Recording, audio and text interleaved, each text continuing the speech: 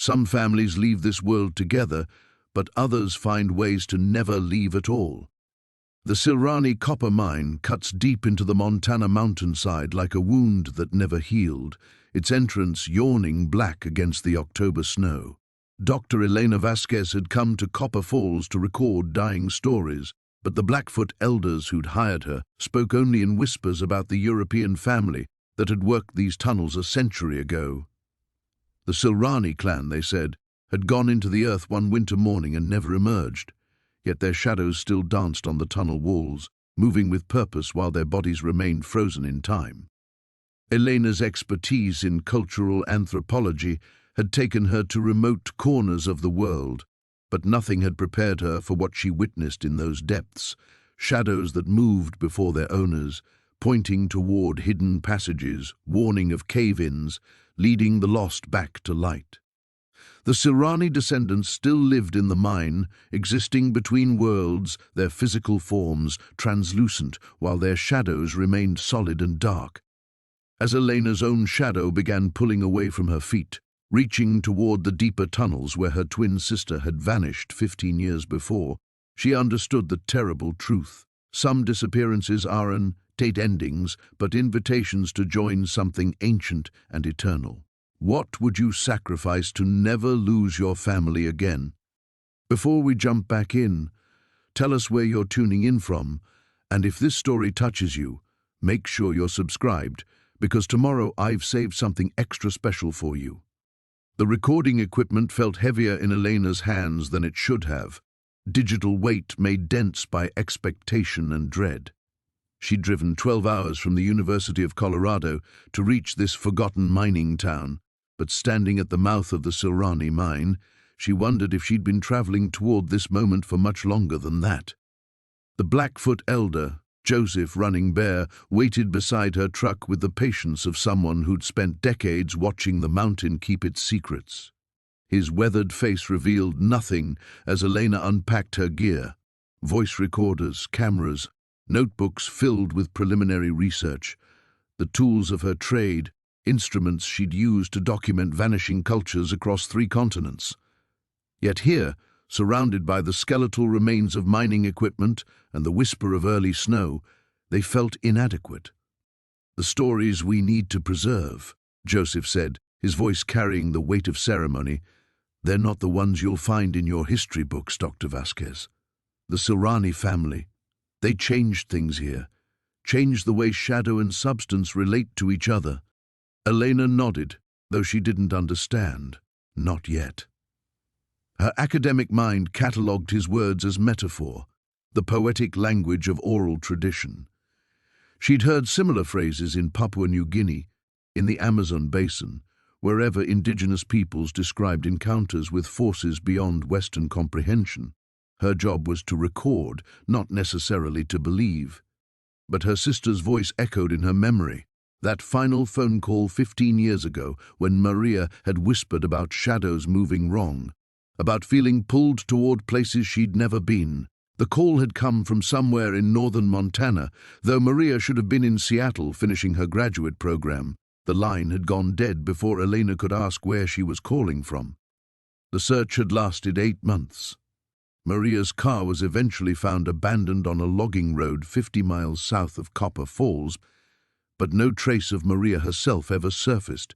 The official conclusion was exposure, a young woman who'd gotten lost in the wilderness and succumbed to the elements. Elena had never accepted it. "My grandmother saw them once," Joseph continued, gesturing toward the mine entrance. "The Silrani children playing in the snow outside the mine shaft. But their shadows were playing a different game entirely, moving independent, reaching toward the tunnels like they were calling the children home." Elena's breath formed clouds in the frigid air as she studied the entrance. The mine had been sealed multiple times over the decades, but something, weather or more purposeful hands, had always torn away the barriers. Today it stood open like a mouth mid-scream, darkness so complete it seemed to swallow the grey October light. "When exactly did your people first notice the shadow phenomenon?" she asked, activating her recorder. Academic distance, professional curiosity, these were her shields against the growing certainty that this place knew her sister's name. Joseph's eyes crinkled with something that might have been sympathy. "Wrong question, Dr. Vasquez. You're thinking like someone who believes shadows follow bodies. But what if bodies are just echoes of their shadows? What if the Silrani figured out how to prioritize the shadow, make it the primary existence?" The wind picked up, sending snow spiraling around them in patterns that defied the mountain's geography. Elena watched the white crystals dance and felt her chest tighten with recognition. Maria had always been fascinated by inversions, by stories where cause and effect switched places. As children, she'd insisted that lightning came before thunder, that tears preceded sadness, that dying was just the body catching up to what the soul had already chosen. "I need to go inside," Elena said, surprising herself with the certainty in her voice. Joseph nodded, as if he'd been waiting for exactly those words. "The spirits of my people don't venture into Silrani territory anymore. That mine belongs to them now, has for a century. But if you're meant to document their story—" He paused, studying her face with uncomfortable intensity. "If you're meant to understand what happened to your sister, then the mine will let you pass." Elena's recorder slipped from suddenly nerveless fingers, landing in the snow with a soft thud. "I never told you about Maria." "You didn't need to. The mountain has been expecting you for 15 years, Dr. Vasquez. The Silrani don't usually call to outsiders, but sometimes they recognize family." The temperature seemed to drop 10 degrees in an instant, and Elena found herself looking down at her own shadow stretching across the snow-covered ground. For just a moment, surely just a trick of the shifting light, her shadow appeared to nod in agreement, while Elena herself stood perfectly still. She retrieved her recorder with hands that trembled only slightly, muscle memory of academic procedure, overriding the primal urge to flee. Whatever waited in the darkness ahead had been patient this long. It could wait a few minutes more while she prepared her equipment and steeled her nerve for descent. The Silrani mine watched her work, its entrance exhaling air that tasted of copper and time, and something else, something that reminded Elena achingly of her sister's perfume. Elena spent the rest of that afternoon cataloguing her equipment with obsessive precision, hands moving through familiar routines, while her mind reeled from Joseph's impossible knowledge of Maria. The motel room she'd rented on Copper Falls's Main Street felt like a shrine to academic normalcy. Notebooks arranged by date, digital recorders charged and tested, backup batteries sorted into labeled containers. These rituals had sustained her through 15 years of fieldwork, a methodical approach to chaos that had earned her tenure at 38, and recognition as one of the foremost experts in vanishing cultural narratives. But tonight, surrounded by the tools of her trade in a room that smelled of industrial disinfectant and old cigarettes, Elena couldn't shake the feeling that her carefully constructed life was as insubstantial as the shadows dancing on the motel's wood-paneled walls. She called her department head from the landline, knowing Dr. Morrison would be working late as always. His voice carried the comfortable authority of someone who'd never questioned whether academic distance could protect you from the subjects you studied. "Elena, how's the Blackfoot documentation progressing? The grant committee is eager for preliminary findings."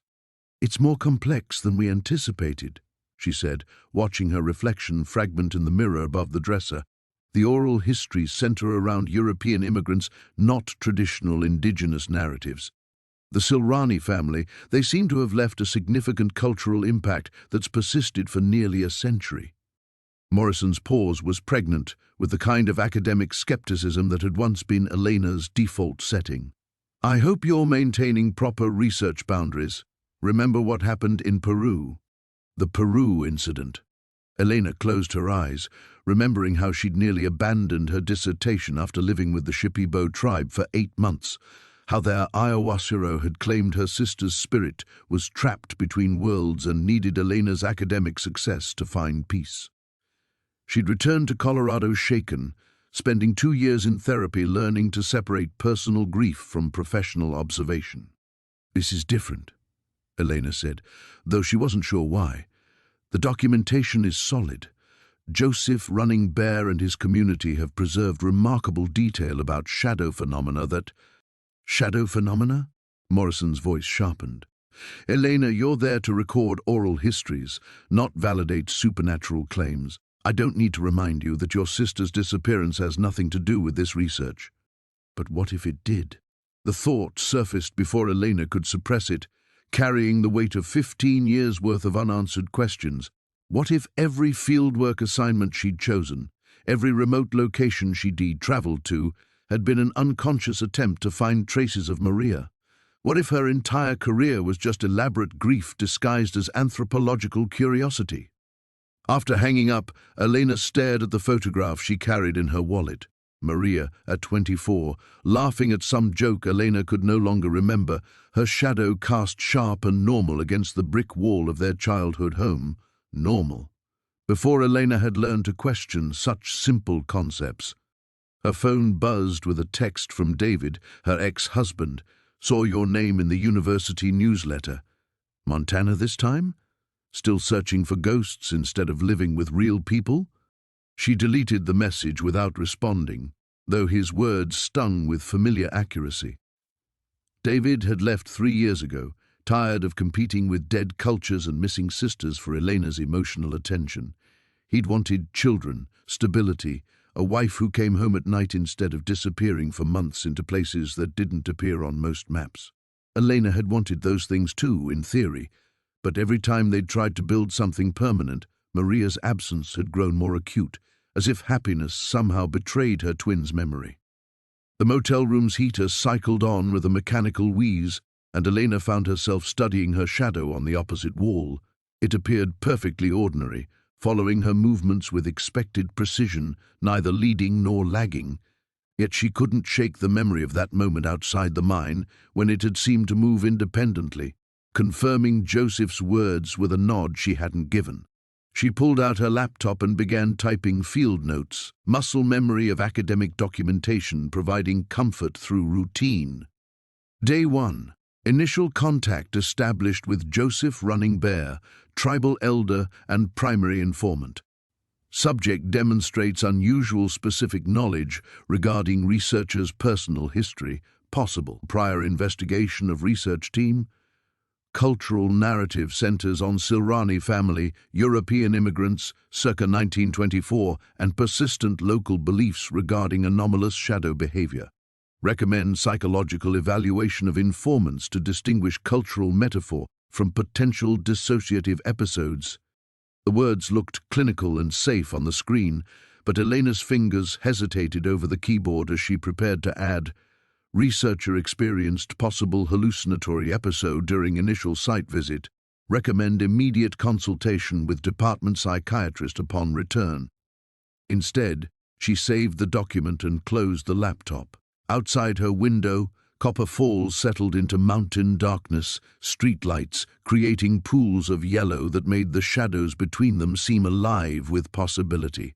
Somewhere in that darkness, the Silrani mine waited with patient hunger, exhaling air that tasted like copper and time, and something achingly familiar. Elena turned off the lights and tried to sleep, but her shadow, cast by moonlight filtering through thin curtains, seemed to watch her with interest that felt disturbingly separate from her own. Elena's dreams, when they finally came, were filled with photographs that moved like film reels. Images of the Silrani family she'd never seen, children playing in snow while their shadows danced independently beneath a sun that cast light in impossible directions. She woke at 3:17 a.m. to the sound of someone knocking at her door, the rhythm deliberate and patient, as if the visitor had all the time in the world. Through the peephole, she saw Joseph Running Bear standing in the hallway, his weathered face grave in the fluorescent lighting. Behind him stood a woman Elena didn't recognize, elderly, with silver hair braided down her back and eyes that seemed to hold depths of mountain starlight. "Dr. Vasquez," Joseph said when she opened the door. "This is my aunt, Sarah Two Bears. She's driven 4 hours from the reservation because the dreams told her you were here." Elena stepped aside, her academic skepticism warring with an inexplicable certainty that this visit would change everything. Sarah entered with quiet dignity, her presence filling the cramped motel room with an authority that made Elena's carefully arranged equipment suddenly seem like children's toys. "You have your sister's eyes," Sarah said without preamble, settling into the room's single chair. "Maria came to us, 15 years ago, just before she disappeared. She was asking the same questions you're asking now, looking for the same stories." The blood drained from Elena's face. She groped for the edge of the bed, her legs suddenly unreliable. "Maria was here? In Copper Falls?" Joseph nodded solemnly. She'd been having dreams about the mine, about shadows calling her name. "She found us the way people always find us when the Silrani want them to, following instincts they can't explain, driving roads they don't remember choosing." Sarah reached into her coat and withdrew a manila envelope, its edges worn soft with age. "She left these with us. Said if anything happened to her, we should give them to anyone who came looking. Specifically, she said we should give them to her twin sister, who would arrive exactly 15 years later, in October, carrying recording equipment and pretending this was all academic research." Elena's hands shook as she accepted the envelope.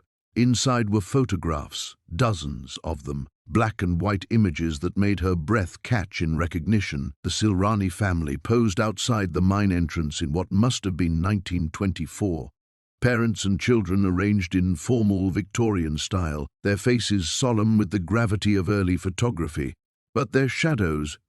Elena held one image closer to the weak lamplight, her anthropologist's training warring with the evidence of her own eyes. The shadows pointed in directions that defied the sun's position. Some stretched toward the mine entrance, while others reached skyward, and in several photographs, the shadow children appeared to be holding hands in configurations that didn't match the actual positioning of their bodies. Most disturbing of all, in the final photograph of the series, the shadows were clearly present, while the family members themselves appeared translucent, as if they were becoming echoes of their own darkness. "Maria spent 3 weeks studying these," Sarah continued. "She had equipment like yours, modern tools trying to measure ancient truths. But the mind doesn't care about scientific method, it cares about recognition, about family finding family." Elena found her voice, though it emerged as barely more than a whisper. "What happened to her?" "She made the same choice you're going to have to make," Joseph said. "The Silrani don't take people against their will. They call to those who already understand that reality has more layers than most folks can see." Maria understood. She'd been seeing her own shadow move independently since childhood, hadn't she? The truth hit Elena like a physical blow.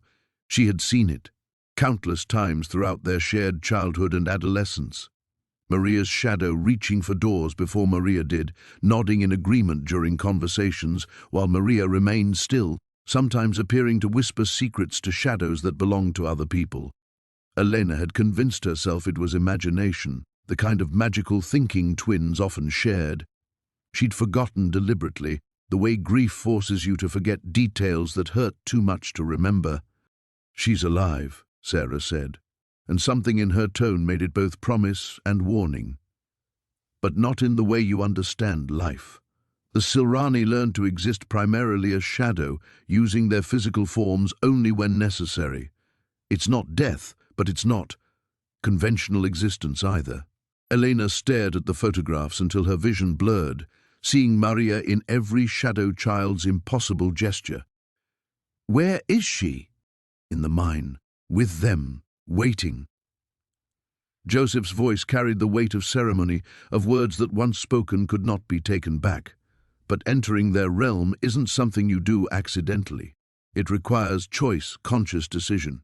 Maria chose to join them. Now you have to choose whether to follow. The room fell silent except for the heater's mechanical breathing. Elena realized her own shadow, cast by the lamp behind her, was reaching toward the photographs while she sat perfectly still. This time, she didn't pretend she wasn't seeing it. Outside, Copper Falls slept under its blanket of early snow. while something ancient and patient stirred in the darkness of the Silrani mine, recognizing the moment when academic distance finally crumbled before the weight of impossible love. Elena sat frozen in the chair for what felt like hours after Joseph and Sarah left, the photographs scattered across her lap like evidence of a crime she couldn't name. Her shadow still reached toward them in the lamplight, fingers extended in yearning she didn't consciously feel. Each time she forced herself to look away, to break the spell of those impossible images, her shadow lingered, as if it possessed its own will, its own desperate need to understand. This is trauma response, she told herself, invoking the clinical language that had sustained her through 15 years of grief counseling. Magical thinking brought on by sleep deprivation and emotional stress. The mind creates patterns where none exist, especially when confronted with unresolved loss.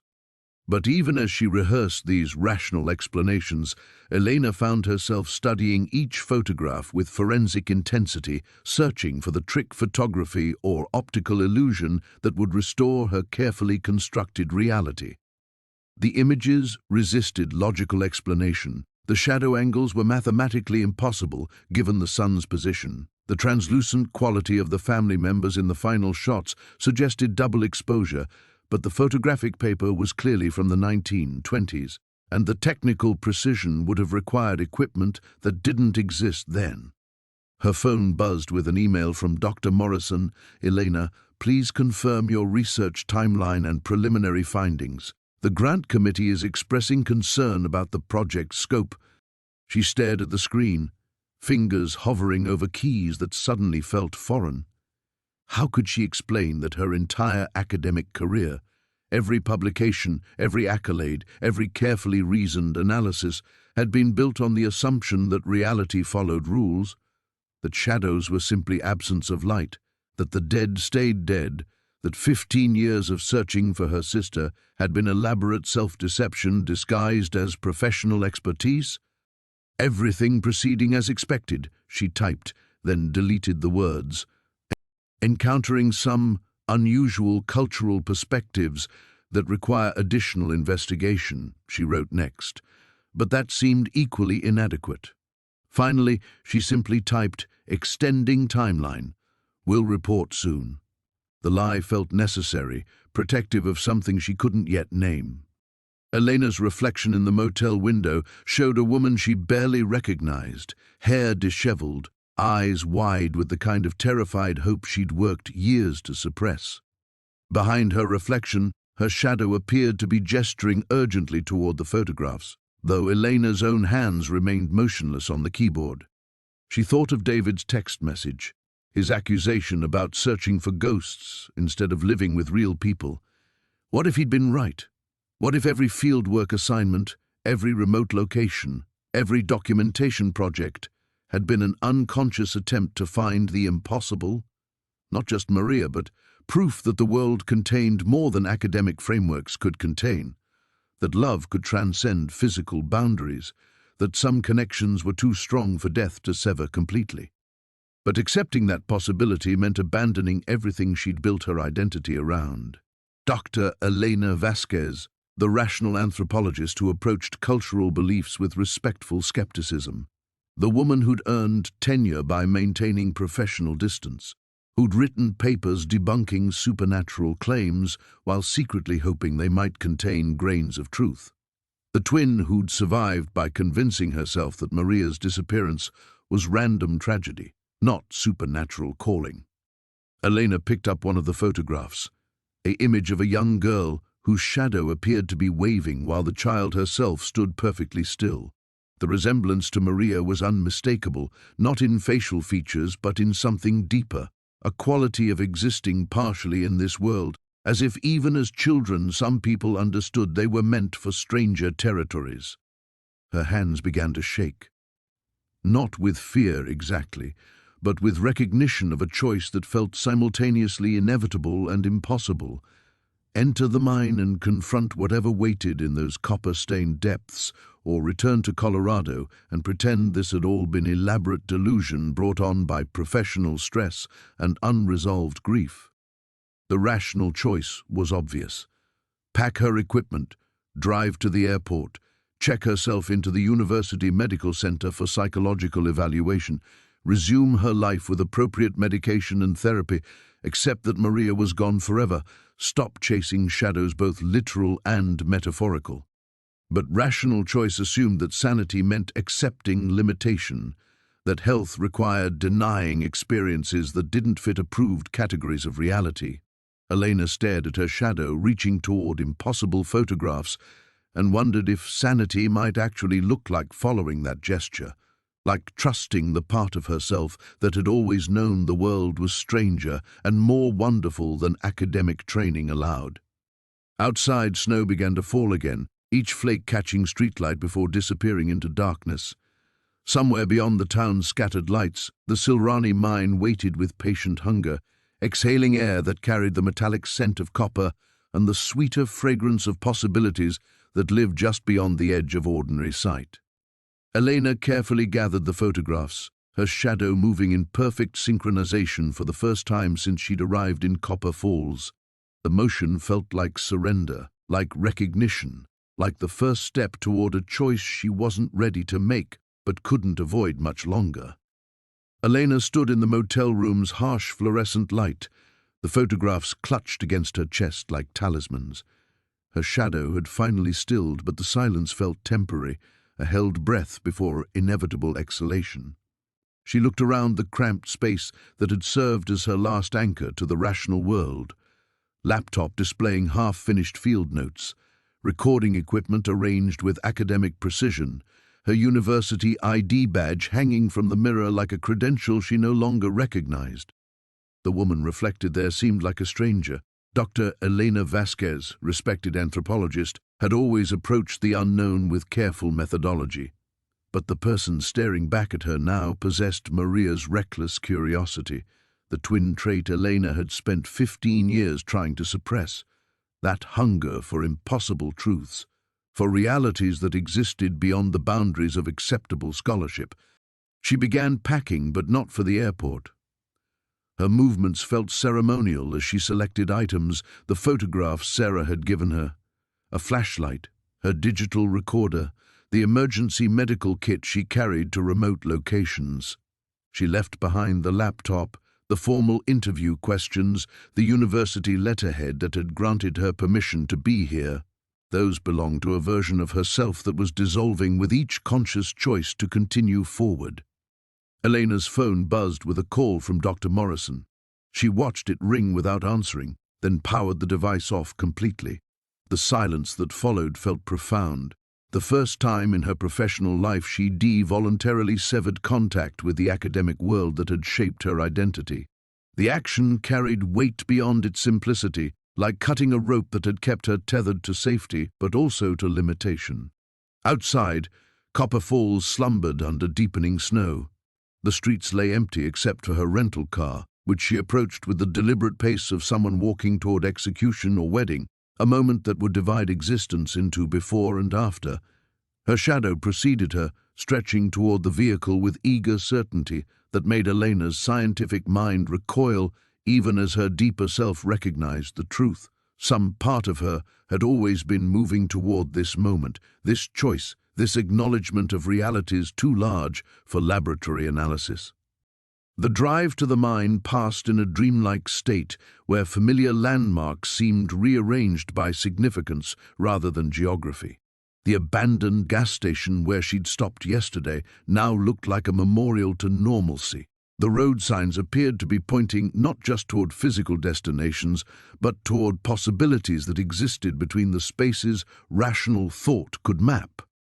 Elena parked at the mine's entrance and sat in the car's artificial warmth, engine ticking as it cooled. Through the windshield, the Silrani mine opened like a mouth in the mountainside, darkness so complete it seemed solid.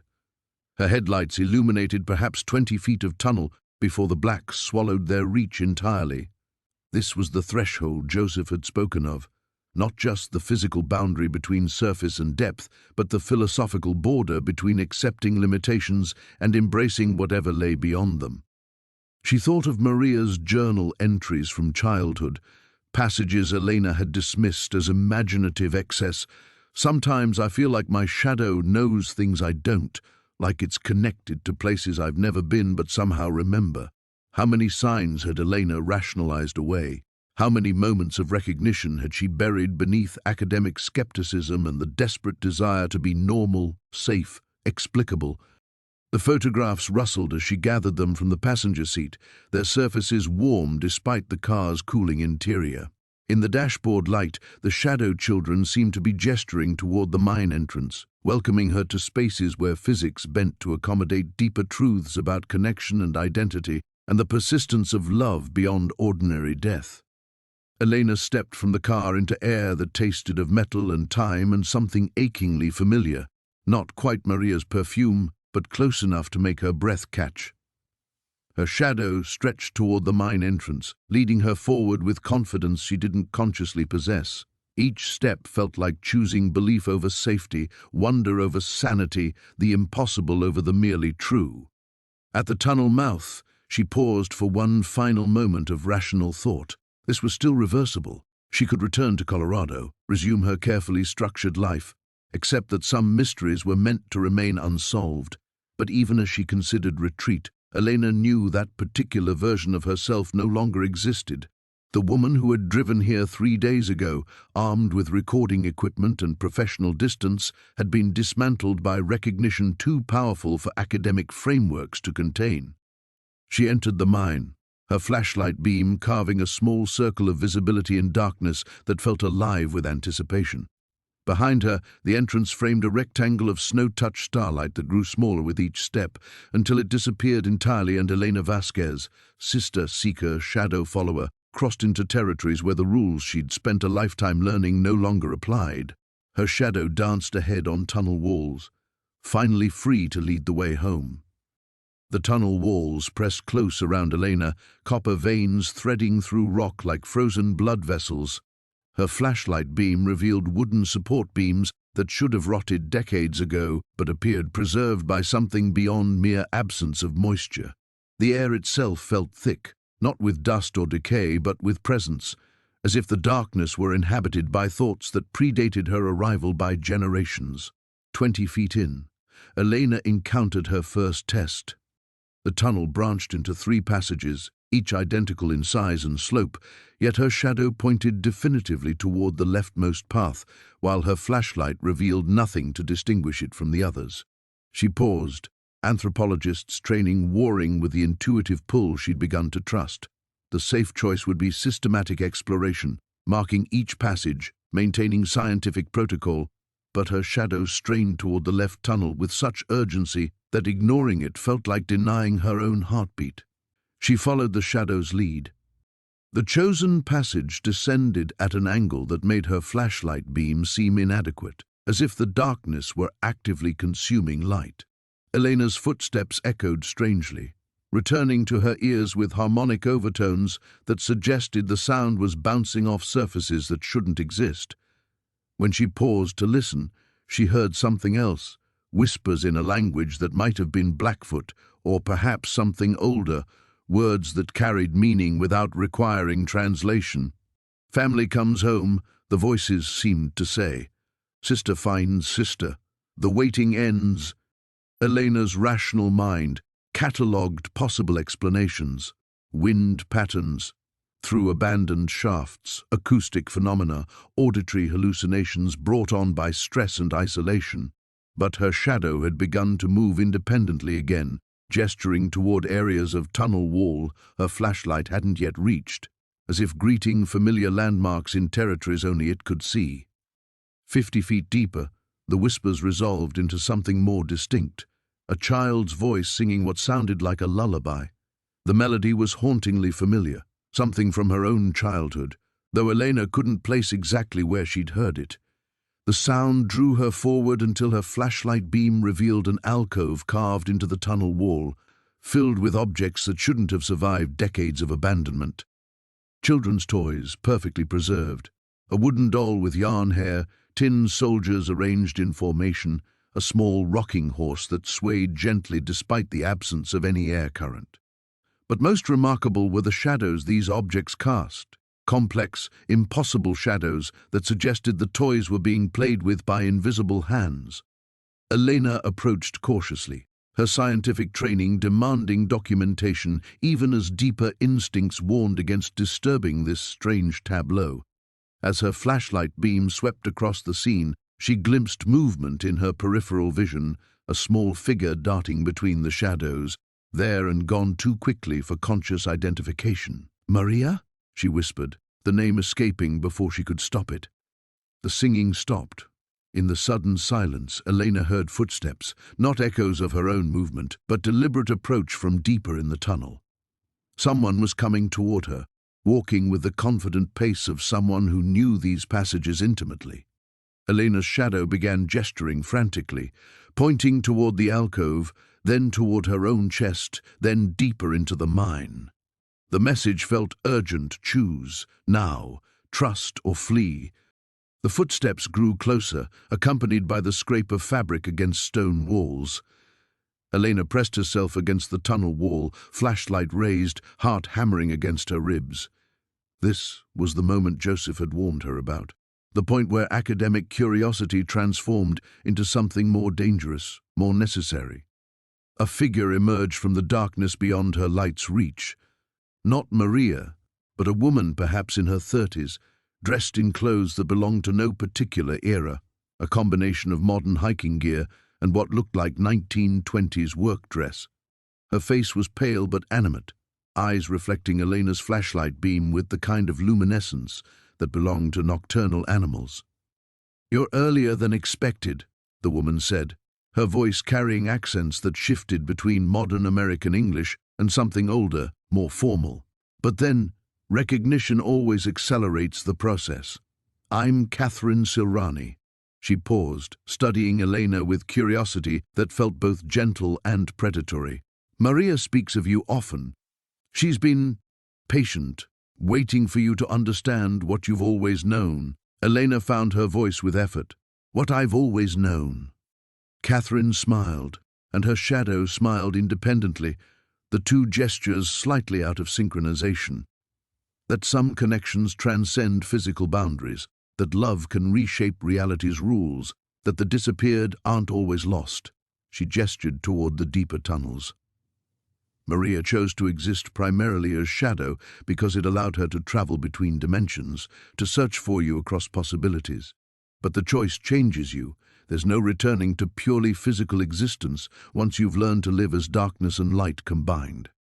Elena's flashlight flickered, dimmed, then stabilized. In that moment of uncertainty, she saw them. Dozens of figures lining the tunnel walls, adults and children, all possessing that same luminous gaze, all casting shadows that moved with independent purpose. The Silrani clan, neither dead nor traditionally alive, existing in spaces between conventional categories. "She's waiting," Catherine said, extending a hand that cast 3 distinct shadows. "But entering our realm requires conscious choice. Will you follow your shadow home, Elena Vasquez? Or will you turn back to the world of singular realities and spend the rest of your life wondering what love might have looked like without limitations?" The darkness ahead pulsed with anticipation, and Elena's shadow reached toward it with desperate longing. Elena stared at Catherine's outstretched hand, her mind fracturing between scientific skepticism and a recognition so profound it felt like remembering her own name.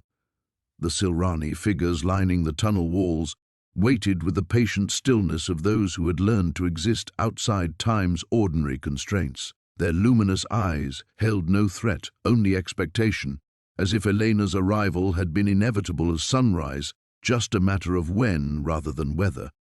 "I need to see her first," Elena heard herself say, surprised by the steadiness in her voice.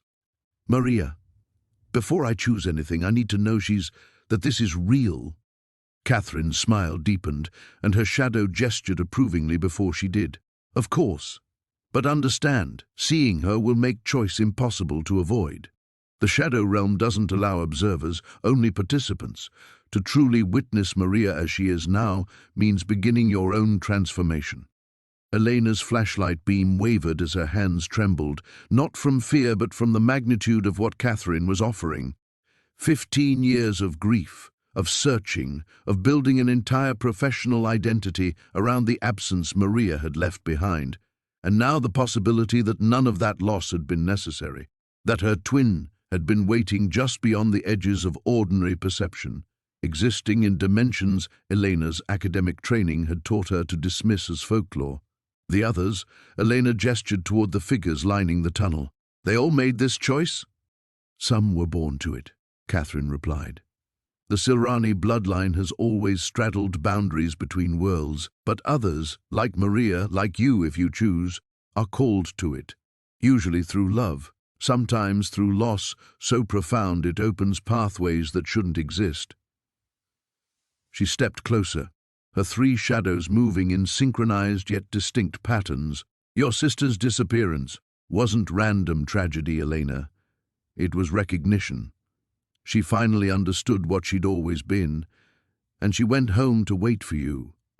Elena thought of Maria's journals, those childhood entries about shadows that knew things she didn't, the way her twin had always been drawn to storms, to darkness, to the spaces between what was known and what was possible. How many signs had Elena rationalized away in her desperate need to maintain normal, comprehensible grief? What happens to my life? She asked. My work, Your work documenting disappearances? Catherine's laugh carried harmonics that echoed off tunnel walls in impossible ways. You've been preparing for this your entire career, Elena. Every field site, every interview with families left behind, every moment spent searching for explanations that traditional frameworks couldn't provide. You've been learning to recognize the spaces where love refuses to accept limitation. The truth of it hit Elena like physical force. Her scholarly focus on vanishings, her choice to study cultures that honored realms beyond the visible, her inability to maintain relationships with people who demanded she choose them over her quest for the impossible, it had all been unconscious preparation, training for a choice that felt both terrifying and inevitable. From deeper in the mine came a sound that made Elena's breath catch, laughter she recognized more intimately than her own voice. Maria's laughter, unchanged by 15 years or dimensional boundaries or whatever transformation had claimed her. The sound carried such joy, such anticipation, that Elena's shadow began pulling toward it with force that nearly dragged her forward. She knows you're here, Catherine said softly. She's been watching through your shadow since you arrived in Copper Falls, but she couldn't approach until you chose to enter our realm. The boundary protocols protect both worlds, prevent accidents, ensure conscious consent. Elena closed her eyes, trying to center herself in rational thought one final time. But behind her eyelids, she saw not darkness but movement, shadow figures dancing, embracing, existing in spaces where physics bent to accommodate deeper truths about connection and identity. She saw Maria as she truly was now, radiant with possibility, freed from the constraints of singular existence, waiting with infinite patience for her twin to understand that some love was strong enough to reshape reality's rules. When Elena opened her eyes, her decision crystallized with clarity that surprised her. Not choosing would mean returning to a half-life built around absence, spending decades wondering what reunion might have looked like if she'd possessed the courage to believe impossible things. The academic world would continue without her. Other anthropologists would document other cultures' stories about realms beyond the visible. But only she could be Maria's sister.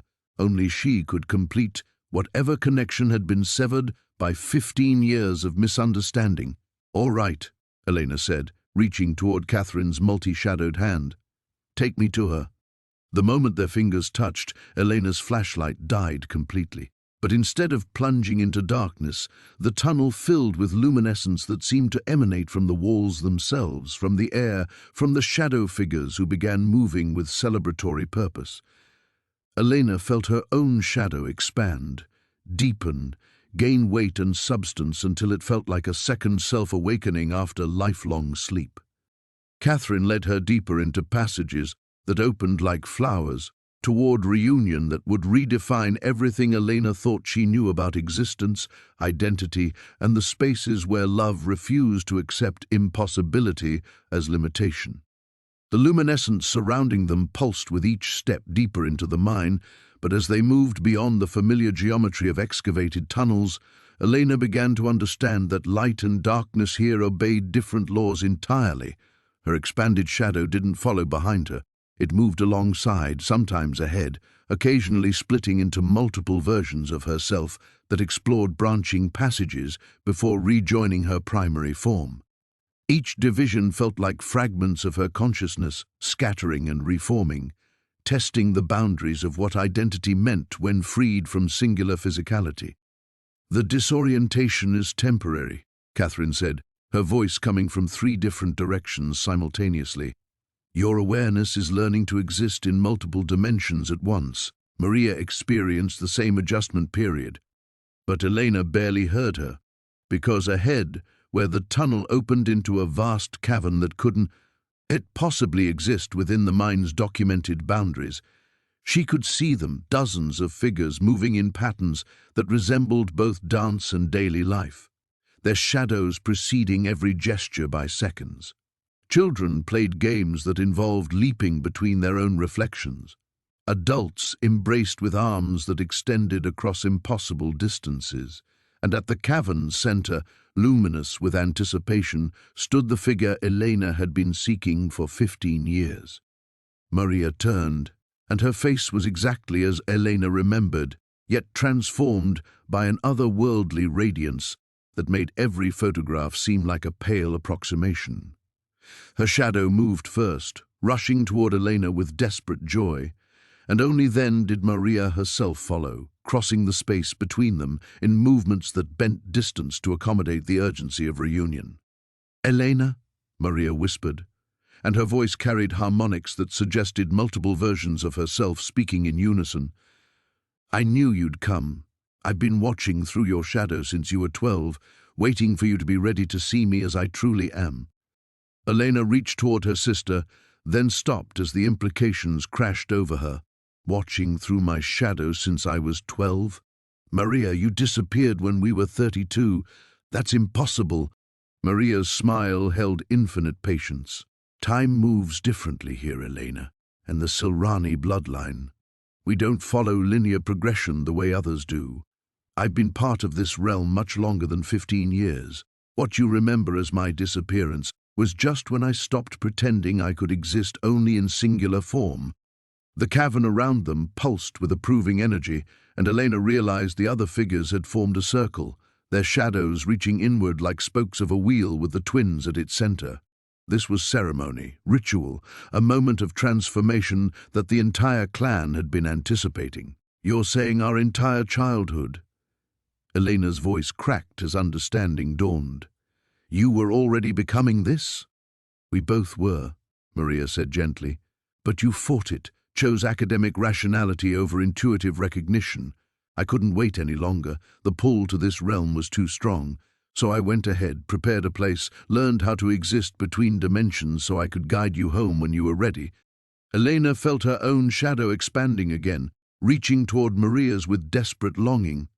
But with that expansion came a sensation of dissolution that terrified her, as if her carefully constructed identity as Dr. Elena Vasquez, anthropologist and searcher, was being absorbed into something far larger and more complex than individual selfhood. "I'm losing myself," she gasped, pulling back. The luminescence dimmed, and she felt the weight of every choice that had led her to this moment. 15 years of professional achievement, relationships abandoned in favor of her quest, a carefully ordered existence built around Maria's absence. All of it would vanish if she allowed the transformation to continue.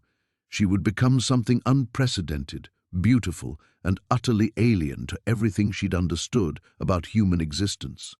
But as Elena hesitated, the shadows around her began reflecting not just her current self, but every version she might become. Elena, the shadow dancer, moving between dimensions with fluid grace.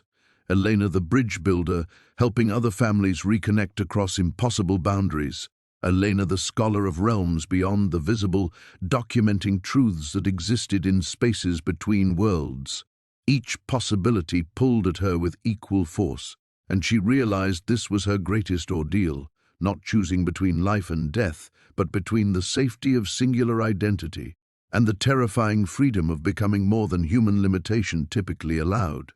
Maria's shadow reached toward her again, patient but yearning, and Elena understood that her twin had been experiencing this expanded existence alone for 15 years, waiting with love so profound it had reshaped reality's rules. The ultimate test wasn't whether Elena could believe impossible things, but whether she possessed the courage to become one. The cavern held its breath as Elena stood at the threshold between everything she'd been and everything she might become, her shadow wavering between dimensions while the Silrani clan waited for her to choose transformation or retreat into the smaller, safer world where sisters stayed lost and love accepted limitation as an insurmountable truth. Elena reached toward Maria's outstretched shadow, her heart hammering with 15 years of accumulated longing, but the moment before their fingertips touched, the cavern's luminescence flickered, not dimming gradually but stuttering like a broken fluorescent bulb. The harmonic voices of the Silrani clan faltered, their synchronized movement becoming erratic, uncertain. "Something's wrong," Catherine's voice echoed from multiple directions, but now the effect sounded distorted rather than mystical. The boundary protocols, they're destabilizing. Elena's expanded shadow began contracting violently, snapping back toward her physical form with force that sent her stumbling. Around the cavern, the other shadow figures were experiencing the same violent retraction, their luminous eyes flickering between otherworldly radiance and simple human fear. "Maria!" Elena lunged forward, but her sister was already dissolving, her carefully maintained dimensional presence fragmenting like smoke in wind. The Maria she'd been reaching for, solid, radiant, transformed but recognizably her twin, scattered into dozens of shadow fragments that darted across the cavern walls in panicked confusion. "The mine!" one of the Silrani adults shouted, his voice losing its harmonic qualities and becoming purely, desperately human. "Something's happening to the physical structure. The boundaries are collapsing." Elena felt it then. Vibrations through the cavern floor that had nothing to do with otherworldly energy and everything to do with tons of unstable rock overhead. The abandoned Silrani mine, weakened by decades of neglect and the recent early snow, was beginning its final collapse. And the dimensional realm that had existed within its boundaries was unraveling with it. "No," Elena whispered, watching Maria's fragments scatter further with each tremor. "Not now. Not when I finally—" A massive beam cracked overhead, sending a shower of debris into the luminous space. Where rocks struck the shadow figures, they didn't cause physical injury but something worse. Forced separation of their dual existence. Elena watched in horror as Silrani clan members split apart, their physical selves suddenly solid, mortal, gasping in the dusty air while their shadows writhed independently on cavern walls, disconnected and screaming without sound. The choice Elena had been preparing to make was being ripped away from her. The realm where reunion was possible was dying around them, and Maria's scattered shadow, self, was calling to her with increasing desperation from a dozen different surfaces. "We have to get out," Catherine gasped, her three shadows now moving in chaotic opposition to each other. Blood trickled from her nose, the first purely human thing Elena had seen from any of the Silrani. "The dimensional anchor is breaking. If we're caught in the collapse—" But Elena couldn't leave, not with Maria's essence fragmenting further with each passing second, not with 15 years of searching about to end in this catastrophic failure. She pressed herself against the cavern wall where the largest fragment of her sister's shadow writhed, trying to maintain coherence. "Hold on," Elena whispered desperately. "I'm here. I chose. Another massive crack split the air, and she felt something fundamental tear in the space around them. The luminescence died completely, replaced by the harsh white glare of her flashlight, somehow functioning again as ordinary physics reasserted dominance. The Silrani clan members were just people now, injured and terrified, their supernatural abilities severed by the realm's collapse. Elena's own shadow snapped back to normal proportions, its brief expansion leaving her feeling hollow, incomplete.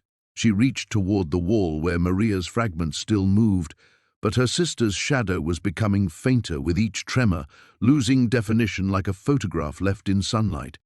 "Elena," Maria's voice whispered from everywhere and nowhere, fractured across multiple dimensions that could no longer maintain stability. "I'm sorry, I'm losing cohesion. The anchor that kept me together, it's breaking." "No." Elena pressed both hands against the stone, tears streaming down her face. "I finally found you. I was ready to choose. I was ready to become—" "I know." Maria's fading whisper carried infinite love and terrible sadness. "But this realm can't survive the mind's collapse, and I can't exist without it. Not anymore. I've been shadowed too long to return to purely physical form." The cavern shuddered violently, and Elena heard the groaning protest of support timbers that had held for nearly a century finally giving way. Catherine grabbed her arm, pulling her toward a passage that might lead to the surface, might offer escape from the dimensional catastrophe unfolding around them. "We have to go now." But Elena twisted free, falling to her knees beside the wall where Maria's shadow was becoming nothing more than a grey smudge, barely distinguishable from natural stone patterns. 15 years of searching, weeks of discovery, moments of impossible reunion, all of it crumbling into loss more profound than her original grief. "I'll find another way," Elena sobbed to the fading shadow. "I'll learn, I'll—" But Maria was already gone, dissolved into the same kind of absence Elena had been running from her entire adult life. Only this time, she knew exactly what she'd lost. The silence that followed Maria's disappearance was more complete than death. Elena knelt on the cavern floor, her hands pressed against cold stone that now held nothing but ordinary shadows cast by her flickering flashlight. The dimensional realm had collapsed so thoroughly that she might have imagined the entire encounter, except for the taste of otherworldly air still lingering in her lungs and the hollow ache where her expanded shadow had been. Catherine's urgent pull on her arm felt distant, unimportant. Around them, the surviving Silrani clan members, now purely human, stripped of their supernatural abilities, stumbled through passages that were reverting to mundane mining tunnels with each passing second. Their faces bore the shell-shocked expressions of people who had lost not just their home, but their very identity. "Elena, please," Catherine gasped, blood still trickling from her nose. "The whole structure is coming down." But Elena couldn't move, because in the devastating clarity that followed loss, she finally understood the truth that had eluded her for 15 years. Maria hadn't disappeared. She had been called, pulled by a bloodline that transcended ordinary human existence into a realm where love refused to accept the limitations of singular identity. And Elena herself had been running toward that same calling her entire adult life, disguising her supernatural heritage as academic curiosity, her inherited abilities as scholarly intuition. Every family she'd interviewed about mysterious vanishings. Every indigenous elder who'd shared stories about relatives who'd stepped between worlds. Every field site where she'd felt that inexplicable pull toward spaces that existed beyond the visible. Elena's entire career hadn't been about documenting other people's supernatural experiences. It had been about unconsciously seeking her own people, her own destiny, her own transformation. "We're twins," Elena whispered to the empty stone, pieces falling into place with devastating clarity.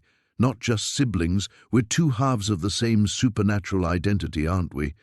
The realization hit her like physical force.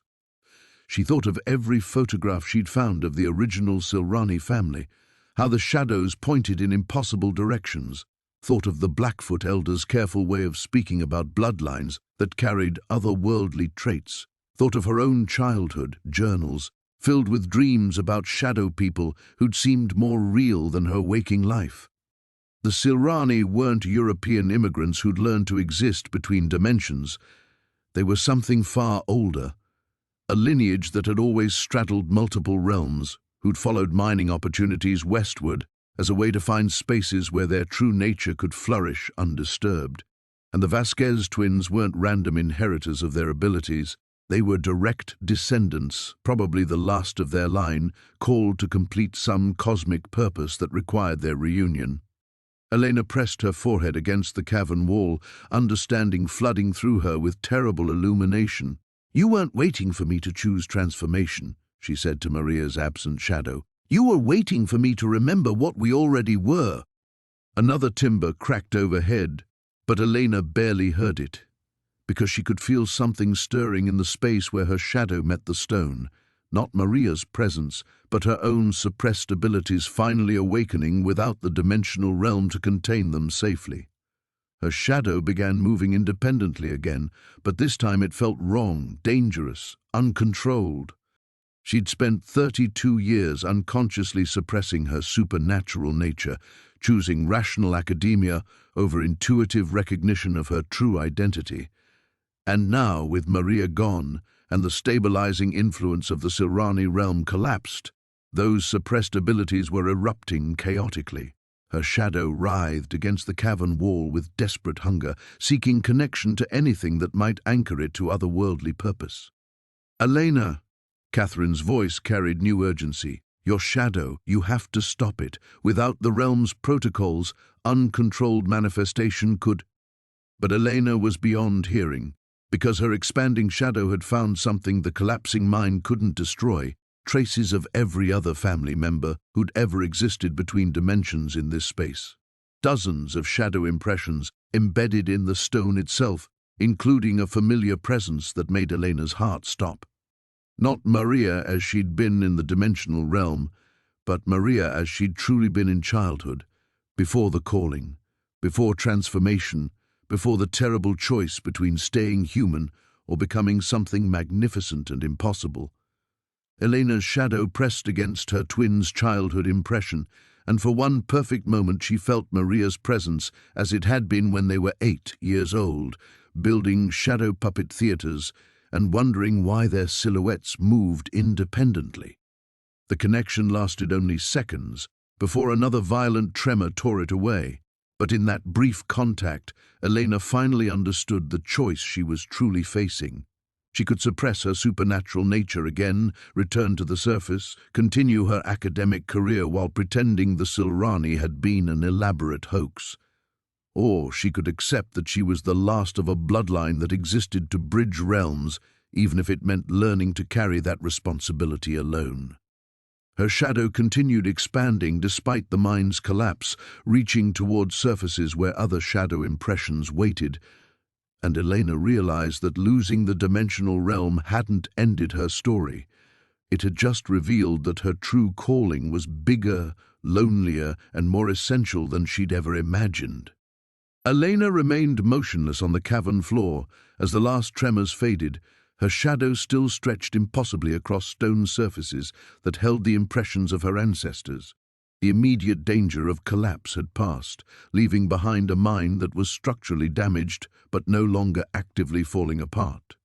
Around her, the surviving Silrani clan members picked themselves up with the careful movements of people rediscovering physical limitation.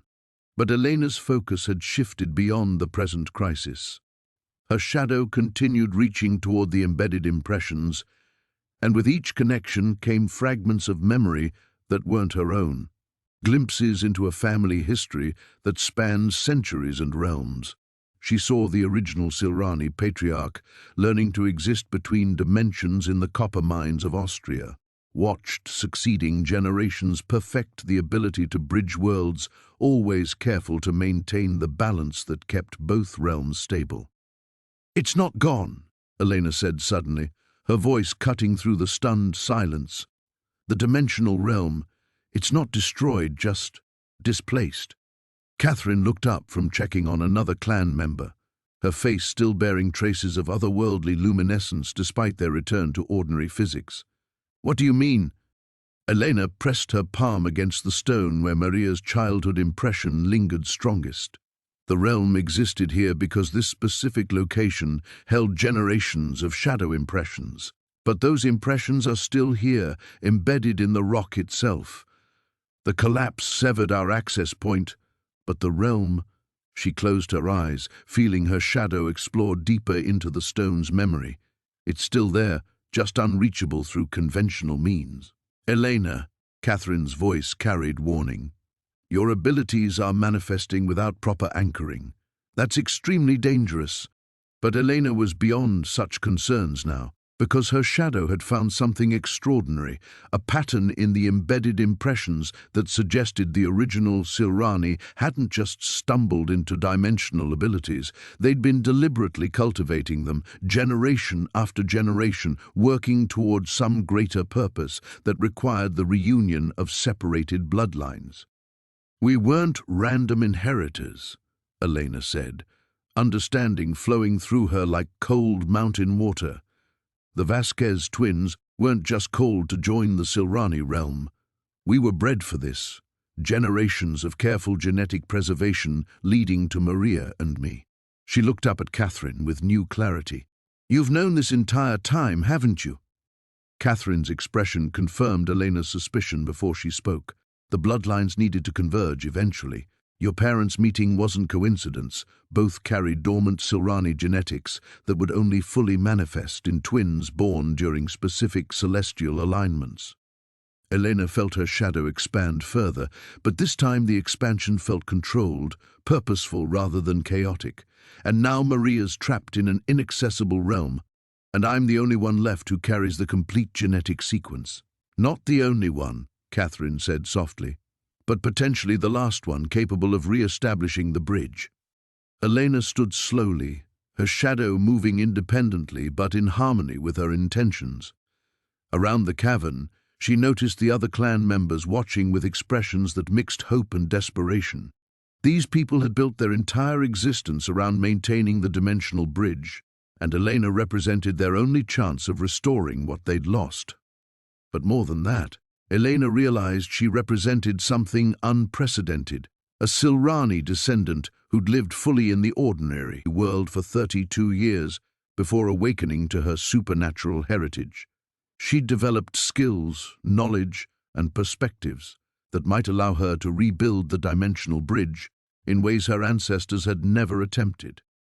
The shadow impressions, Elena said, her expanding awareness mapping the patterns embedded throughout the mine. They're not just memories, they're instructions, aren't they? A genetic blueprint for re-establishing dimensional access. Catherine nodded. But activating that blueprint requires abilities that typically take generations to develop safely. What you're proposing is exactly what I was born for, Elena finished. She could feel her shadow reaching toward impressions left by dozens of ancestors, each contact adding to her understanding of techniques that existed nowhere in academic literature. I spent 15 years developing the analytical skills to understand supernatural phenomena objectively, and I've got the raw genetic potential to channel abilities my predecessors could only dream of.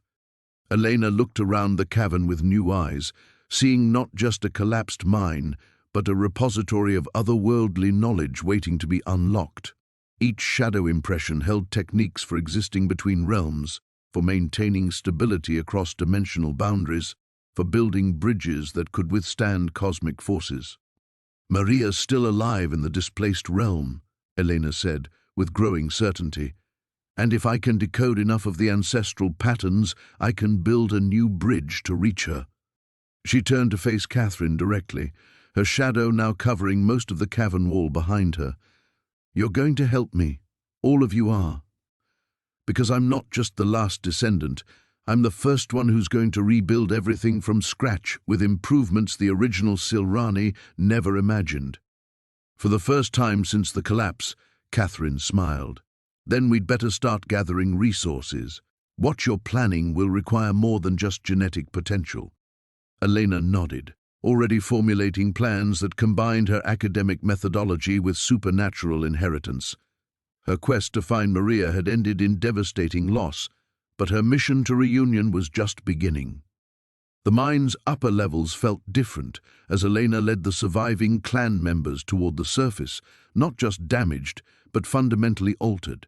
The shadows cast by their flashlights behaved normally now, but Elena could sense the potential thrumming beneath that normalcy like a barely contained electrical current.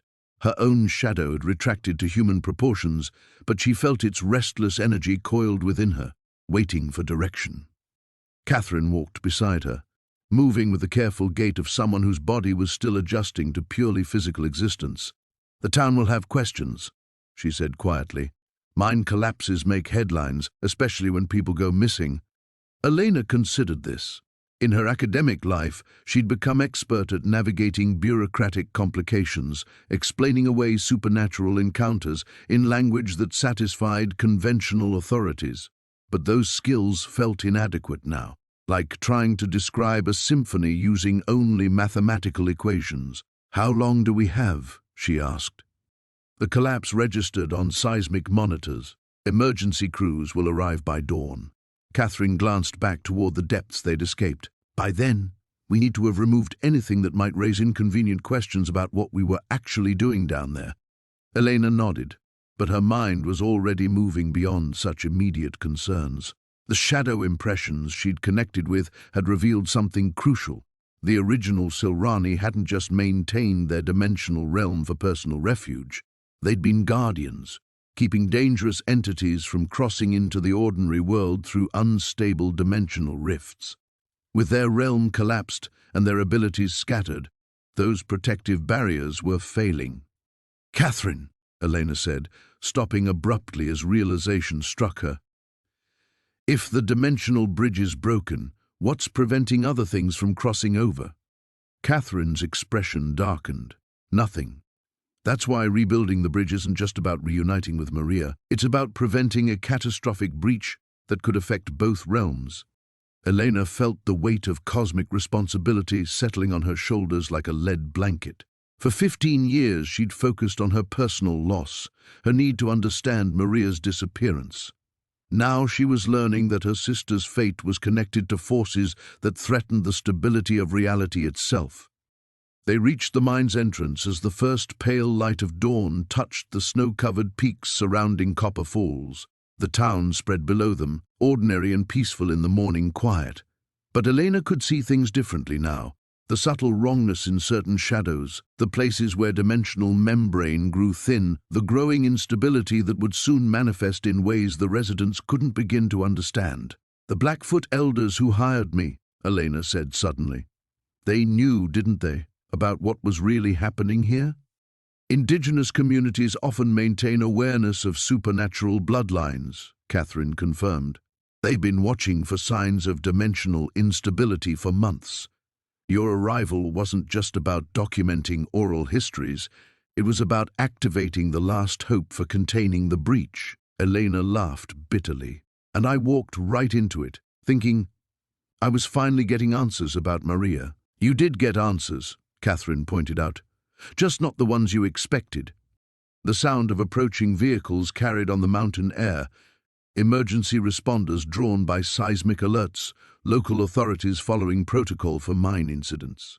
Elena watched them navigate the winding road up from town and felt her academic instincts warring with her supernatural awakening.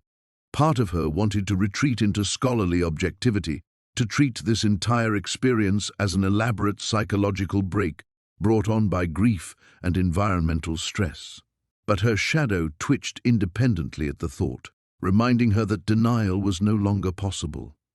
"I need to see my research," Elena said. "All the documentation I've gathered about dimensional phenomena, the oral histories, the photographs. If I'm going to rebuild the bridge, I need to approach this systematically." Catherine raised an eyebrow. "You're planning to treat dimensional manipulation as an academic project?"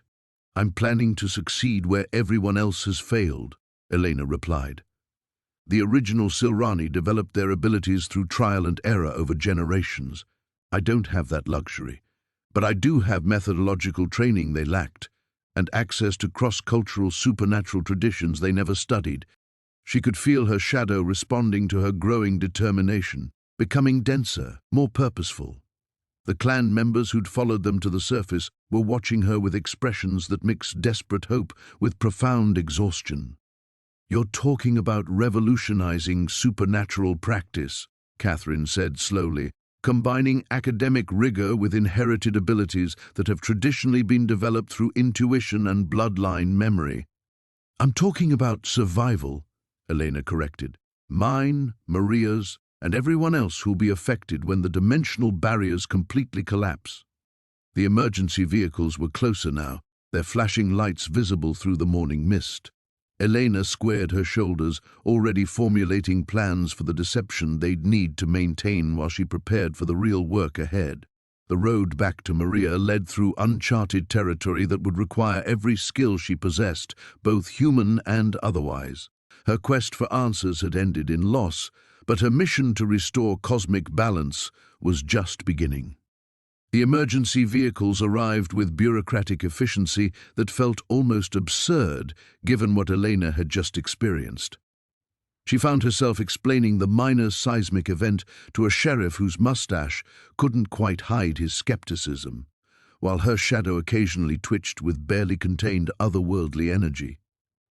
Catherine and the other clan members had melted away into the forest with the practiced invisibility of people who'd spent decades avoiding inconvenient questions. "Structural damage assessment will take a few days," the sheriff was saying, his pen scratching across a report form. "Mine's been unstable for years, probably just settling."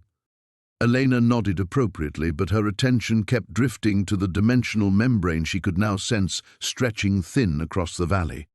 Every shadow looked wrong to her enhanced perception, too shallow in some places, too deep in others, as if reality itself was developing weak spots.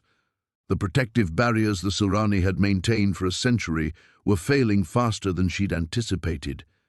Back in her motel room 3 hours later, Elena spread her research materials across every available surface.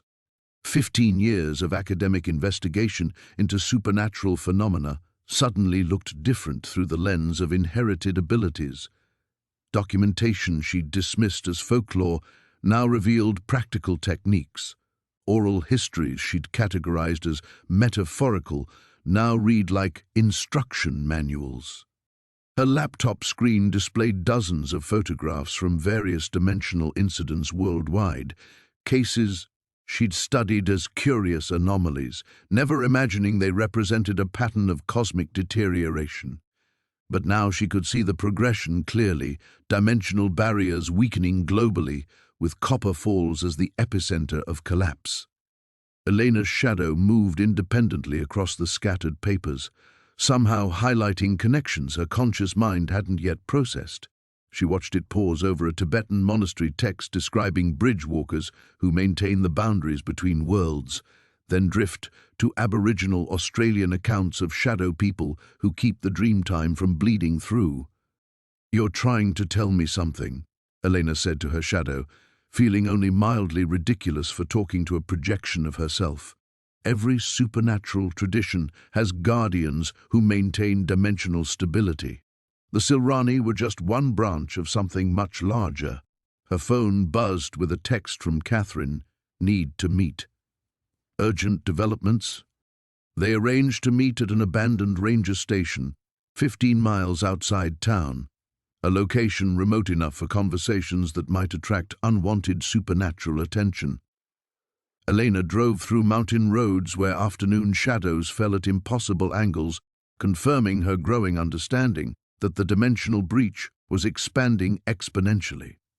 Catherine was waiting with 3 other clan members Elena hadn't met before, younger people whose eyes held the distinctive luminescence of those who'd lived between realms. But there was something different about them, a brittleness that suggested their abilities were becoming unstable without the dimensional anchor.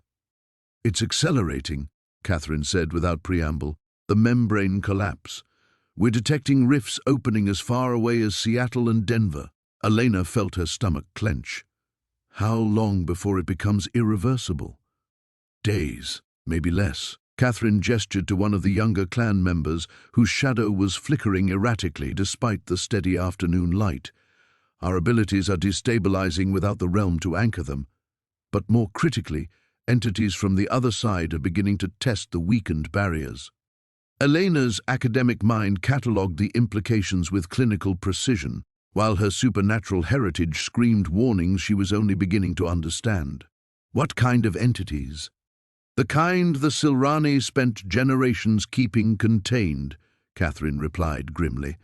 Beings that exist purely between dimensions, feeding on the chaos that occurs when realities blur together. Elena looked at her scattered research with new urgency. Everything she'd learned about cross-cultural supernatural traditions suddenly felt inadequate against the scope of what she was facing. But buried within the academic methodology was something the original Silrani had lacked: systematic analysis of how different dimensional guardians had solved similar problems across various cultures. "I need access to the mine again," Elena said. "Tonight, before any official investigators lock it down.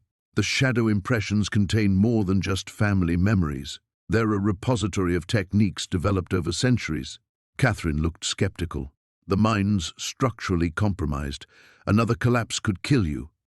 "And dimensional breach could kill everyone," Elena countered. "I need to decode enough ancestral knowledge to attempt rebuilding the bridge, but I also need to understand why the Silrani method failed so I can design something more stable." Elena felt her shadow expanding with determination, reaching across the cabin floor toward the other clan members' unstable projections. When the shadows made contact, she experienced a flood of sensory information that nearly overwhelmed her.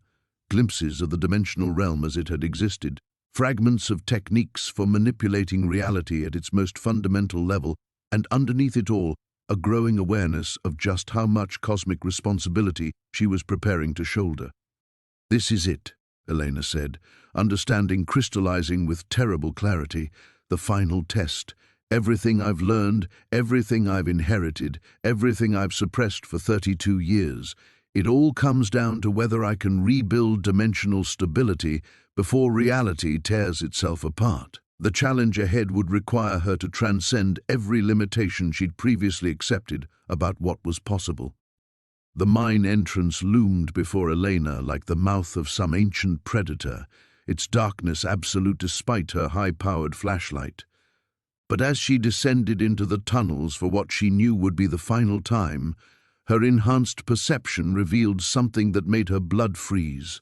The shadows weren't empty anymore.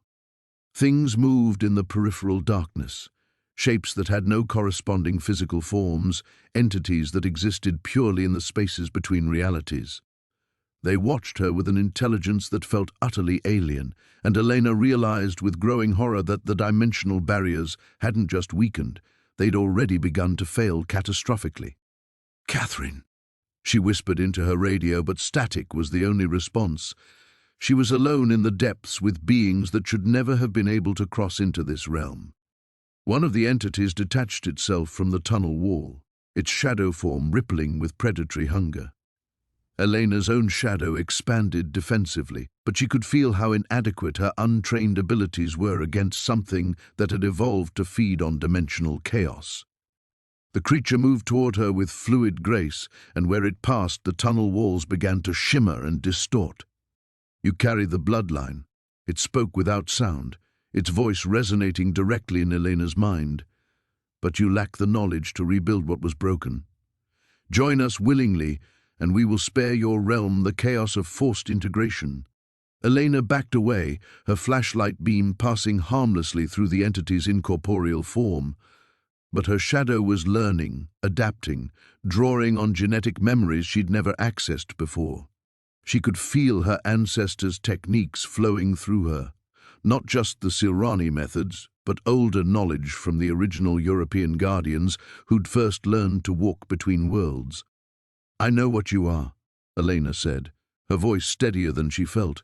"You're dimensional parasites. You feed on the energy released when realities collapse into each other." The entity's form rippled with what might have been amusement. "Your sister understood this. She fought us too, until she realized the futility. Now she serves willingly, helping us prepare this realm for harvest." Elena's shadow exploded outward with fury, suddenly covering the entire tunnel circumference. The entity recoiled as her projection made contact, and Elena experienced a moment of shocking clarity. Maria wasn't trapped in an inaccessible realm. She was being used as an anchor point by these creatures, her Silrani abilities perverted to help them destabilize dimensional barriers. from within the collapsed realm. "Where is she?" Elena demanded, advancing despite the terror coursing through her. Her shadow was moving independently now, probing the entity's defenses with techniques that felt both ancient and improvised. "Close," the creature replied, its form beginning to solidify as the dimensional membrane grew thinner. "She waits in the deep chambers where your ancestors first breached the barriers. But reaching her requires passing through us, and we are legion." More entities emerged from the tunnel walls, dozens of shadow forms that had been feeding on the dimensional instability for months, growing stronger as the Silrani realm collapsed. Elena realized this had been a trap from the beginning. The creatures had orchestrated the realm's destruction, knowing it would eventually draw her here, but they'd made one critical miscalculation. Elena's shadow wasn't just channeling inherited Silrani techniques, it was synthesizing them with 15 years of academic research into global supernatural traditions. As the entities closed in, her projection began weaving patterns that combined European shadow walking with Tibetan bridge maintenance techniques and Aboriginal boundary-keeping methods. The effect was immediate and devastating. The creature's forms began to destabilize as Elena's hybrid approach created dimensional anchors they couldn't corrupt. Her shadow spread across the tunnel like a living map, each tendril connecting to shadow impressions left by her ancestors while simultaneously implementing stabilization techniques they'd never imagined. "Impossible," the lead entity hissed, its form flickering between dimensions. The bloodline knowledge was contained within the collapsed realm. "The bloodline knowledge was incomplete," Elena corrected, pressing her advantage as her shadow continued expanding. "My ancestors were brilliant, but they were working in isolation. I've studied every dimensional guardian tradition on Earth." She could feel the tunnel system responding to her efforts, the accumulated shadow impressions of 5 generations beginning to harmonize into something unprecedented. But the real test lay ahead in the deep chambers where these creatures held Maria. Elena had learned to fight them, but rescuing her sister would require rebuilding the dimensional bridge while under direct assault from entities that existed specifically to prevent such reconstruction. The surviving creatures retreated deeper into the mine, their forms becoming more solid as they approached their stronghold. Elena followed, her shadow now moving in patterns that would have been impossible for any previous Silrani descendant. She was no longer just fighting for Maria's rescue, she was waging a battle for the fundamental stability of reality itself. The deep chambers waited ahead, where her greatest fear and her greatest hope would finally converge. The deep chambers opened before Elena like a cathedral carved from living shadow, but what she found there shattered every assumption she'd built about her sister's fate. Maria stood at the center of the vast space, but she wasn't trapped. She was transformed. Her shadow writhed independently across the chamber walls in patterns that hurt to perceive directly, and her eyes held the same luminescent quality as the other clan members, magnified 100-fold. "Elena," Maria said, her voice carrying harmonics that seemed to come from multiple dimensions simultaneously. "I was wondering when you'd finally make it this far." The dimensional entities flanked Maria like honor guards, their forms more solid here in the heart of their stronghold. But Elena's enhanced perception revealed the terrible truth. They weren't holding Maria prisoner. She was collaborating with them, her Silrani abilities amplified by 15 years of existing between realms. "My God, Maria, what have they done to you?" Elena whispered. "They've shown me the truth," Maria replied, stepping forward. Her shadow preceded her movement by several seconds, a disconnect that made Elena's stomach lurch. "The barriers between dimensions aren't natural, Elena. They're artificial constructs maintained by bloodlines like ours, keeping the universe trapped in static separation." Elena felt her own shadow recoiling from the wrongness emanating from her sister. "You're talking about destroying the fundamental structure of reality." "I'm talking about evolution," Maria corrected. "These entities exist naturally in the spaces between worlds. They've been trying to restore cosmic balance for millennia, fighting against guardian bloodlines that insist on maintaining an unnatural status quo. The lead entity stepped forward, its form now solid enough to cast its own shadow. Your sister understands what you refuse to accept. The dimensional barriers will fall regardless. The choice is between controlled integration and catastrophic collapse. Elena's academic mind raced through the implications while her supernatural heritage screamed warnings. Everything she'd learned about cross-cultural guardian traditions suggested the opposite, that dimensional barriers existed specifically to prevent the kind of cosmic chaos these entities represented. "Show me," Elena said suddenly. "If you're right about the barriers being unnatural, prove it. Let me see what the universe looked like before Guardians created the separation." Maria smiled, but it was an expression that held too much knowledge to be entirely human anymore. "I hoped you'd ask." The chamber around them shimmered and dissolved, replaced by a vision that made Elena's consciousness real. She saw reality as it existed in the spaces between dimensions, infinite layers of existence flowing together in patterns of terrifying beauty. But she also saw what the entities hadn't shown Maria, the cost of uncontrolled dimensional integration. Civilizations consumed by chaos as their fundamental laws of physics became unstable, entire species driven to extinction as their biological structures proved incompatible with multidimensional existence. "You're only showing her half the truth," Elena said to the entities, her shadow expanding defensively. "Yes, the barriers create separation, but they also create stability. Without them, most forms of life can't exist." "A small price for cosmic evolution," the lead entity replied. Elena felt the weight of impossible choice settling on her shoulders. To rebuild the dimensional bridge and restore the barriers, she would need to sacrifice the one thing she'd spent 15 years trying to recover. Maria's abilities had been amplified by her existence between realms. She was now powerful enough to anchor the rebuilt bridge permanently. But doing so would mean trapping her sister in the dimensional space forever, isolated from both realms. "There's another way," Elena said desperately. "I can modify the bridge structure, create a stable anchor that doesn't require—" "No," Maria interrupted, and for a moment her voice carried the familiar warmth Elena remembered from their childhood. "I've seen the calculations, Elena. The kind of dimensional stability you're trying to create requires a permanent guardian presence in the space between realms.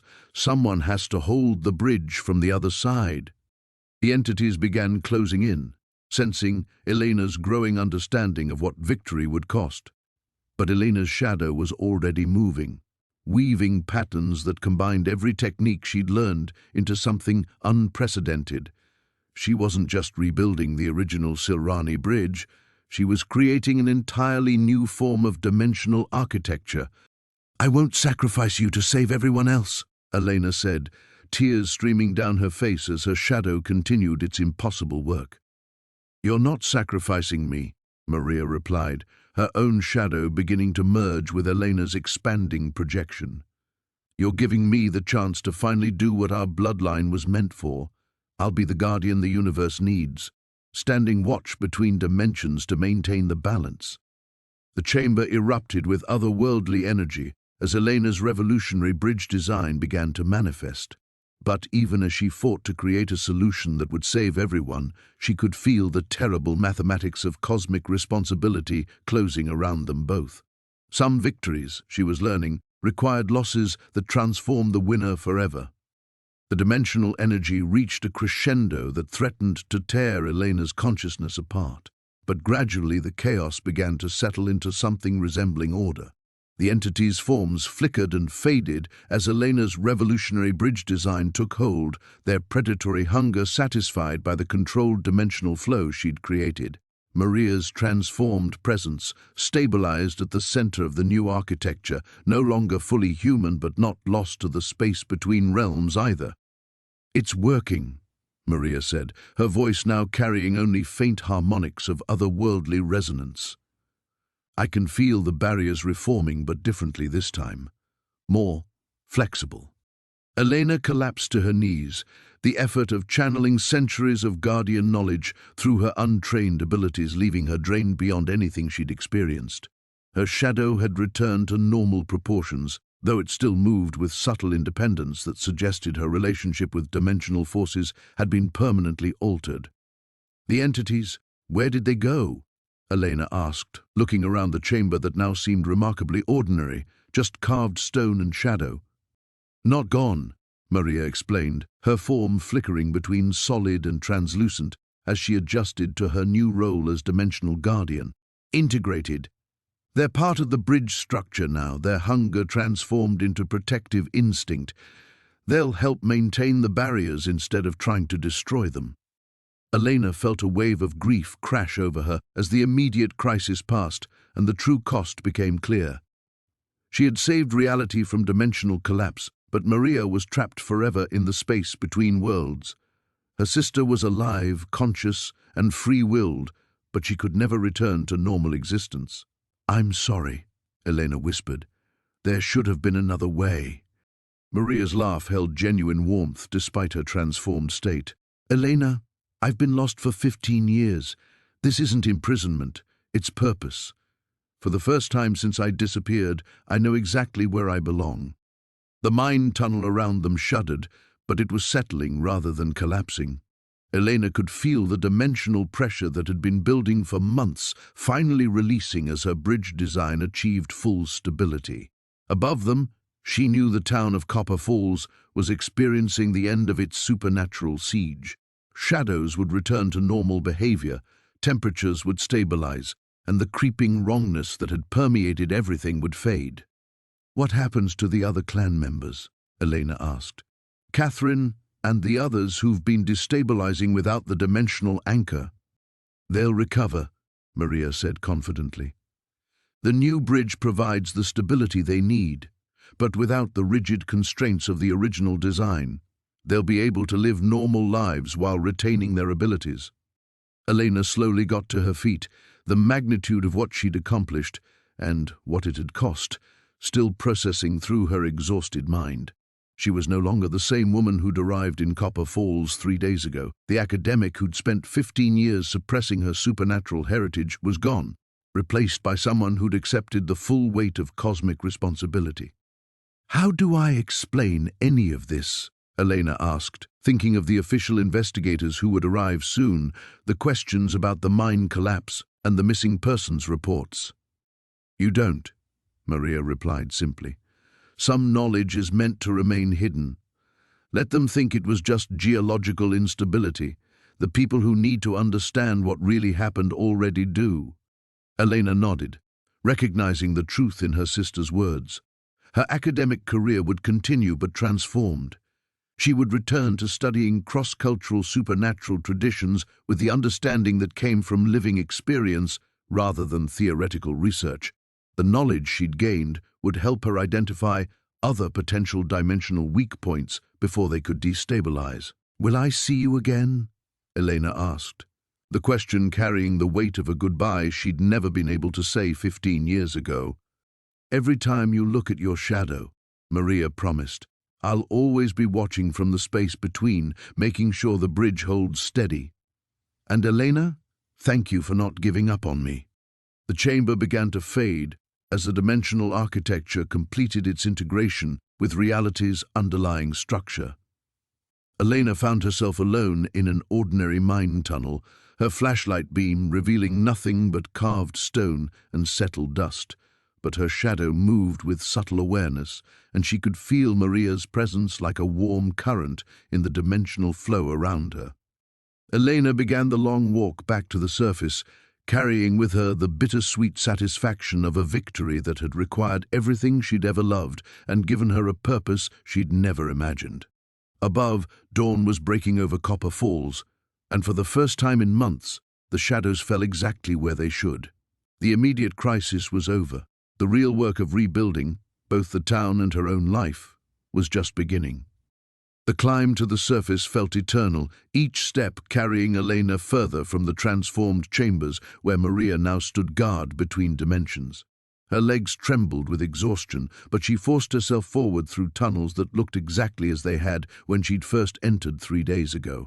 Only the subtle wrongness in her shadow's behavior reminded her that anything had changed at all.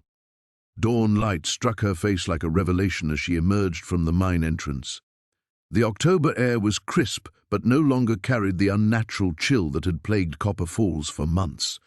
Elena turned to look back at the abandoned structure, half expecting to see some visible sign of the cosmic drama that had played out in its depths. But the Silrani mine looked exactly like what it was, a forgotten relic of Montana's mining history, weathered wood and rusted metal, slowly surrendering to time. "Dr. Vasquez!" The voice made Elena spin around. Sheriff Morrison was jogging toward her across the frost-covered ground, his radio crackling with reports from town. Behind him, she could see the flashing lights of emergency vehicles gathered near the base of the hill. "Thank God you're all right," Morrison panted as he reached her. "When the seismic monitors registered that tremor around midnight and we couldn't reach you on radio." "I'm fine," Elena said, surprised by how normal her voice sounded. "The tunnel system is more stable than we thought, just some settling in the deeper chambers." Morrison studied her face with the practiced eye of someone accustomed to reading people in crisis. Elena wondered what he saw there. Exhaustion, certainly, and grief that 15 years hadn't fully healed. But also something new, a bone-deep weariness that came from carrying knowledge too large for one person to hold. "The town's been quiet since about an hour ago," Morrison said carefully. "No more reports of unusual phenomena. Whatever was happening here seems to have stopped." Elena nodded, unsurprised. The dimensional pressure that had been building for months would have released the moment her bridge design achieved stability. "Sometimes these things just run their course," she said. "Geological stress, electromagnetic anomalies, they have their own cycles." The sheriff's expression suggested he wasn't entirely convinced by the academic explanation, but Elena could see him choosing to accept it. Some truths were too complex for official reports. "The tribal council's been asking about you," Morrison said, as they walked toward the emergency vehicles. "Elder Wyndham wants to know if you'll be continuing the oral history project." Elena considered the question as they picked their way down the hillside. Her original research proposal lay in ruins. There was no way to document what the Blackfoot elders really knew without revealing knowledge that needed to remain hidden. But perhaps that had never been the real purpose of her presence in Copper Falls. "Tell them I'll be back," she said finally. "Not for the original project, but for something new. There are other sites like this one, places where dimensional barriers grow thin. The elders' knowledge could help identify them before they become dangerous." Morrison raised an eyebrow. "Sounds like you're planning to make this kind of work a specialty." "Something like that." Elena glanced back at the mine entrance one final time. For just a moment, she thought she saw a familiar silhouette standing in the shadows near the wooden support beams. When she blinked, it was gone, but warmth spread through her chest that had nothing to do with the rising sun. The ride back to town passed in relative silence, Morrison's radio providing a steady stream of reports that painted a picture of rapid normalization. The temperature anomalies had ended with the dawn. The electronic interference that had plagued communication systems for weeks was gone. Even the stray dogs that had been gathering in unusual packs were behaving normally again. At the motel, Elena found Catherine Silrani waiting on the front porch steps. The young woman looked exhausted but human in a way she hadn't 3 days ago. Her shadow fell in a perfectly ordinary pattern behind her, and her eyes reflected only normal morning light. "It's over, isn't it?" Catherine asked without preamble. "It's over," Elena confirmed. "You and your family can live normal lives now. The instability that was affecting your bloodline has been resolved." Catherine's relief was palpable, but it was tinged with something that might have been loss. "Will we still be able to, the abilities we inherited?" "They're still there," Elena assured her, "but controlled now, stable. You'll be able to choose when and how to use them instead of being overwhelmed by them." "And the price for that stability?" Elena's throat tightened. Someone needed to anchor the new system from the other side. My sister volunteered for the position. Catherine's expression softened with understanding. She's not lost then, just relocated, something like that. Elena managed a smile that was only half grief. She's exactly where she needs to be. As Elena climbed the motel steps, she felt the weight of transformation settling into her bones. She was no longer Dr. Elena Vasquez, anthropologist haunted by an unsolved disappearance. She was something new, a guardian of knowledge, a bridge builder between worlds, someone who carried responsibility for keeping reality stable. Her shadow moved with subtle independence, and she could feel Maria's presence like a warm current in the spaces between dimensions. The immediate crisis was over, but Elena's real work was just beginning. Elena sat at the small motel desk, laptop open to a blank document that should have been her final field report. Outside her window, Copper Falls bustled with the quiet energy of a town returning to life. The temperature had stabilized overnight. The early snow was melting into ordinary October slush, and the oppressive atmosphere that had hung over everything for months was gone. But how did one document cosmic intervention in academic language? She closed the laptop and walked to the window. Her shadow preceded her across the floor by half a second, a reminder that her relationship with dimensional forces would never be entirely normal again. In that subtle displacement, she felt Maria's constant presence, a guardian standing watch in the spaces between worlds. 3 weeks had passed since the mine. 3 weeks of carefully worded reports, deflected questions, and the slow work of rebuilding a life that now carried impossible knowledge. Elena's official documentation described geological instability, electromagnetic anomalies, and the successful completion of preliminary interviews with tribal elders.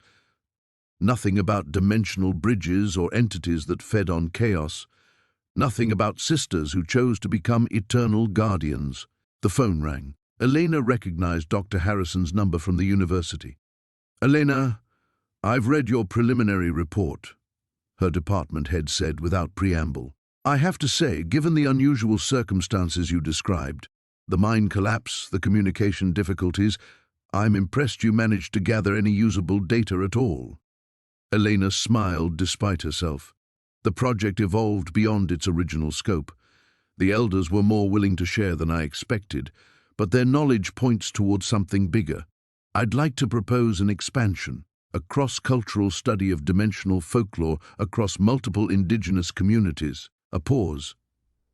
Dimensional folklore? Stories about places where reality grows thin, Elena explained, choosing her words carefully. Boundary sites, transition zones, every culture has them. But the academic community has never treated them as anything more than mythology. I think we're missing something important. That's quite a shift from your previous research focus. Elena watched her shadow shift independently on the wall. Sometimes fieldwork changes you in ways you don't expect. After the call ended, Elena packed her few remaining belongings. Her stay in Copper Falls was officially over, but she knew she'd return, not just for follow-up research, but because this place was now part of her responsibility. The bridge she'd built was stable, but it required monitoring. Other sites would need attention as cosmic pressures shifted and adapted. A knock at the door interrupted her thoughts. Elena opened it to find Catherine Silrani holding a small wrapped package. "I wanted to give you this before you left," Catherine said.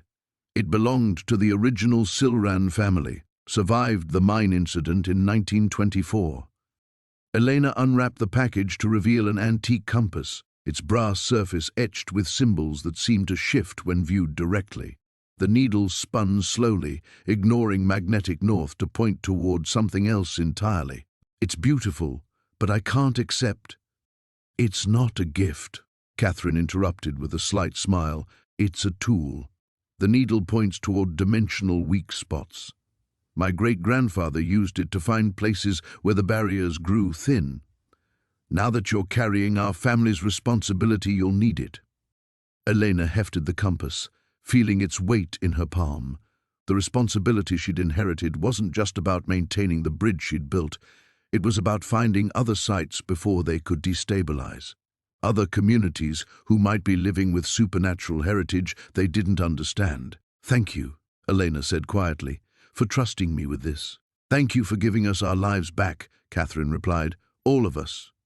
After Catherine left, Elena sat on the motel bed holding the compass. Its needle pointed steadily northwest, toward Canada.